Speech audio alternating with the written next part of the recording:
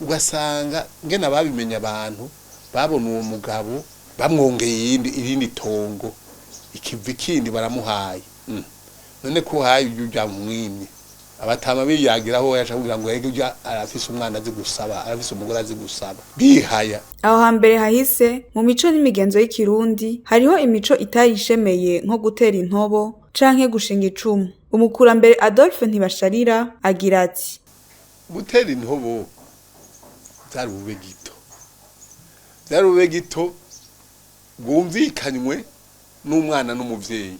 Namwita umwana n'umuvyeyi kuko umukazana wawe abari umwana wawe n'ukuri. Aho rero babigira mu masoni y'isoni kandi intobo yaba ni intobo koko. Yaba ari intobo hanyuma mutoto ngira murawuze. Nakantu kameze nk'agatomate mugo gasa nayo. Nuko gasa iyo gahishiye gasa n'umutoto uhishiye nyene. Agaheza uwo mutama ari gito akaraba umukazana hari ariko arakora utwakora ari kurima ahicishije hari aho gatobo gatoya aho kari yarakamutera akamuteye akaca yigenza buhoro buhoro ngo yumvire inyishu.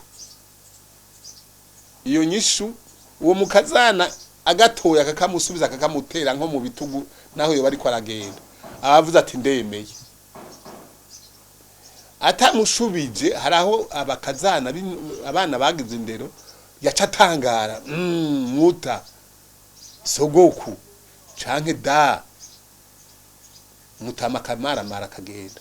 Ntibasharira amenyesha kandi ko iyo migirwa mu kibano yabonwa nk'ibisanzwe. Ntibamushengeza ngo bamujanye muri sentare oya cyari byo mu muryango nyene mbega tubaye turareka uko mwene wanyu wewe ntiyashobora kuza ku mupfasoni wawe mwene wanyu akamuvyarira kera ngira mwarumva bijya bintu by'ugushinga icumu akaza ku mupfasoni wawe agashinga icumu imbere y'inzu kukwereka yuko ari hari icumu amacumu yabo bari bafise ukwasa bijya baca bamenya ati bijya cumu rijyanaka.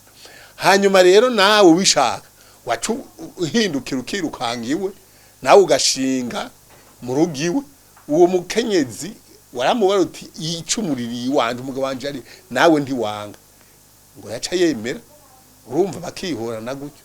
Mwomenya ko imigirwa nk'iyo yagira atituka kubera iterambere ryazananye n'amategeko hamwe n'amabwirizwa ajanye n'iyobokamana gikirisu nayo mu mico n'imigenzo y'ikirundi nta bihano byari bitegekanijwe ku wakoze iyo migirwa.